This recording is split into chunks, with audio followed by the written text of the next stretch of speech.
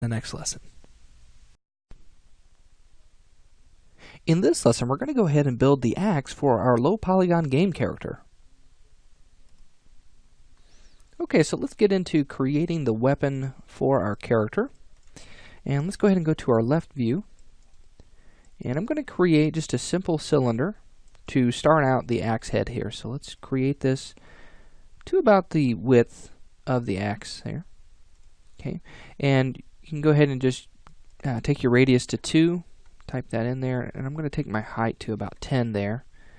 And let's actually rotate this 90 degrees here. So I'm actually going to come down to my X direction and then just type in 0, and that should bring your cylinder to the right direction there. Now let's take our sides down. Now we have 18 sides. Let's take this down to 6.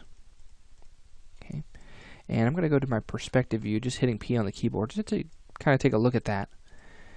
And in our top view, if we hit T on the keyboard, we want to actually rotate this about 30 degrees, so that way one of these sides is actually facing up and down. Okay, so in your world y-axis.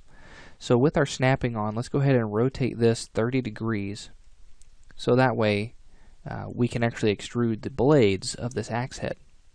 Now, once we have this rotated here, you'll notice that our bounding box is kind of off at a diagonal angle. And what I'm going to do is actually use the symmetry modifier to get one side of the axe head here.